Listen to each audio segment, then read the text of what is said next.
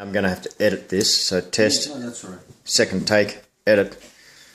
We were talking, before my phone crapped out, about background noise.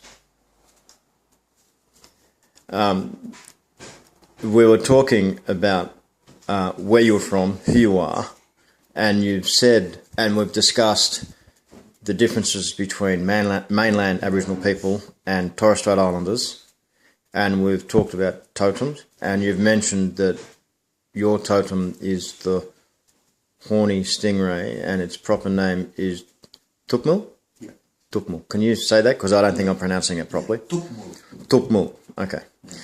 And we got as far as explaining that you had some influences from Papua New Guinea, a lot less influences from mainland Australia, and that you have a gardening culture that basically if you don't grow anything, you're not going to eat, as opposed to a mainland culture where you can gather ungardened.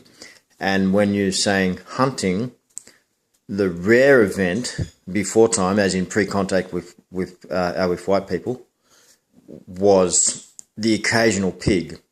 But as a Torres Strait Islander, when you talk about hunting, you are specifically referencing harvesting protein from the ocean.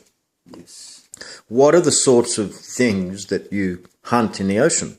Well, the main things are turtle and dugong. Right. And also the stingray. The same stingray which comes once a year. But most of it is turtle and dugong because they're the big meat. Right. Fish is all year round. Okay. And dugong and turtle comes in seasons. So just coming back to this, in this, and I'm saying protein harvesting, you're saying hunting, you fish year round, and things like turtle and dugong are available seasonally depending on what their migration patterns are. Yeah. Okay. So again, for the audience, the dugong is the Western Pacific first cousin to what the East Coast Americans and South Americans would know as a manatee. Yes. But they have a different tail? Yes. Okay.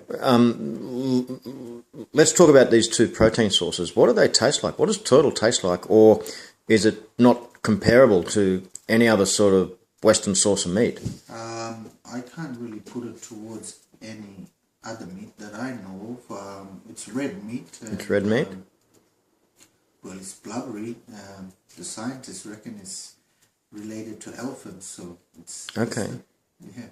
Okay. So the meat is red. Does it have fat? Yes. What colour is the fat? It's white. There's a lot of fat, and we use the fat in a lot of our medicines as well. Yeah. The dugong oil. Sorry, I'm talking about turtle here. Oh, sorry. That's okay. No, that's fine. I can cut that back. Let's just start with the turtle. So turtle has red meat? Turtle has red meat, and there's white meat as well on it. There's white meat. So if we were going to make a comparison, a young turtle might have meat that's like veal, yes. for example. Yes. And you could cook it the same way. Basically, yes. And it would more or less taste the same way. You can eat everything on it, yes. And you can eat everything out of the turtle. Yeah. So that would mean heart, liver, lungs, intestines, everything. Yes. So everything that's inside the shell is edible. Yeah. And the flippers as well. And the flippers as well. Yes. Okay. Everything. Right. Except for the bone. Right. So we're talking about the meat. What colour's the fat in turtle? Well, that's why they call them green turtles. It's not because of the color of the shell or anything like that, because the colors variation is very different to, they can have brown shells or black shells even, dark green to bluish type, but they call them green turtles because the fat is green. Ah, so the fat is green. Yes. That's interesting. Okay. Right, so we were talking about turtles. Now let's talk about dugong. And you've said just now that the scientists reckon they're related to elephants. Yes. Wow, well, that's... I don't know that, but... but you've heard that. Okay. And it's a big source of meat. It feeds the whole village. Okay, so an adult dugong, how many kilos would that be?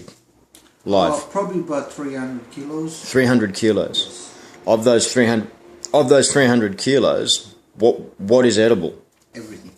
Nothing goes to waste except for what's inside the intestines. Okay, so the contents of the intestines would get washed out, Yes. and then you'd eat the intestines, the tubes. So that's like an Italian sausage, because they do the same thing with pigs. Yeah. All right. So everything in the dugong is edible. What about the bones? What happens with those? We do a lot of carvings with the bones and the rib bones, because they're solid. They're not hollow like land animals. They're actual solid. So a solid bone as well. Yes, so we can use them for arrow tips and pendants. It all depends. So to say where you come from or what totem you come from, because a lot of them make little pendants out of the bones. And Dibidib? That's what we're talking about, or not? Something else? Yes. Okay. So, is that like ivory? Yes. So the bones are like ivory, or yes. It's nearly as good as ivory. Well, you might